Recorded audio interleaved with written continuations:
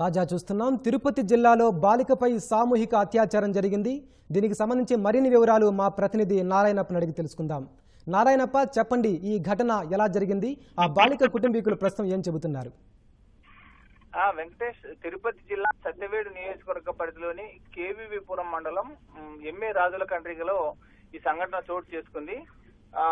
MA రాజుల కండ్రిగలో గణేష్ వినాయక చవితి సందర్భంగా గణేష్ విగ్రహాన్ని ఊరేగింపు సమయంలో అదే గ్రామానికి చెందిన 9 సంవత్సరాల బాలిక, అంటే 14 సంవత్సరాల బాలిక, 9వ తరగతి చదువుతున్న బాలిక గణేష్ ఉత్సవంలో పాల్గొన్నారు. ఆ సమయంలో గణేష్ ఉత్సవం జరుగుతున్న సమయంలోనే ఆమె పక్కకి వెళ్ళిన సందర్భంగా ఆ గణేష్ ఉత్సవాల్లో పాల్గొనేందుకు ఎంఏ రాజుల కండ్రికి సంబంధించిన పక్క గ్రామ ప్రజలు, పెరిందేశానికి సంబంధించిన 3 యువకులు అమ్మాయిని మత్తు ఇంజెక్షన్ ఇచ్చి తీసుకెళ్లినట్లు అమ్మాయి తల్లిదండ్రులు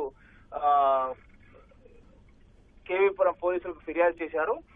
ఉదయం కేవీపురం అమ్మమ్మ మాత్రమే కేవీపురం పోలీసులకు ఫిర్యాదు చేశారు. అమ్మమ్మ ఫిర్యాదును మౌఖికంగా, అంటే రాతపూర్వకంగా ఫిర్యాదు చేయలేదు. కానీ మౌఖికంగా ఫిర్యాదు చేయడంతో ఒక మహిళా కానిస్టేబుల్ తీసుకొని వెళ్లి ఎస్ఐ, సిఐ, పెద్దందేశం గ్రామంలో కానీ అదే విధంగా ఈ ఎంఏ రాజుల కంట్రీలో విచారణ నిర్వహించారు. ప్రాథమికంగా అత్యాచారం జరిగినట్లు గుర్తించి పెద్దందేశం గ్రామానికి వెళ్లి యువకులను అదుపులోకి తీసుకునేందుకు ప్రయత్నించారు.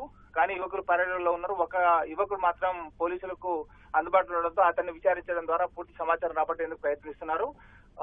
ఎంఏ రాజుల కండ్రిగలో రాత్రి 12 గంటల సమయంలో, నిన్న వినాయక చవితి సందర్భంగా వినాయక విగ్రహం ప్రతిష్ఠించే సమయంలో ఈ ఊరేగింపు సందర్భంగా ఈ సంఘటన చోటు చేసుకున్నట్లు బాలిక తల్లిదండ్రులు, అమ్మమ్మ పోలీసులకు ఫిర్యాదు చేశారు. తల్లిదండ్రుల ఫిర్యాదు మేరకు కేసు నమోదు చేసుకుని దర్యాప్తు చేస్తున్నారు. ప్రస్తుతానికి 3 యువకులు అత్యాచారానికి పాల్పడినట్లు పోలీసులు ప్రాథమికంగా భావిస్తున్నారు. వెంకటేష్, ప్రస్తుతం ఆ బాలిక ఆరోగ్య పరిస్థితి ఎలా ఉంది?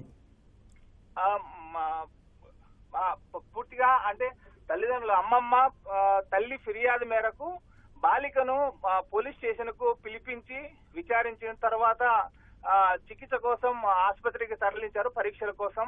కానీ ఆ అమ్మాయి ఆరోగ్య పరిస్థితి బాగానే ఉన్నట్టు పోలీసులు చెప్పారు. కానీ ఈ 3 యువకులు సామూహిక అత్యాచారానికి పాల్పడడంతో పాక్షికంగా గాయాలు ఉన్నట్లు పోలీసులు భావిస్తున్నారు. వెంకటేష్, ధన్యవాదాలు నారాయణప్ప.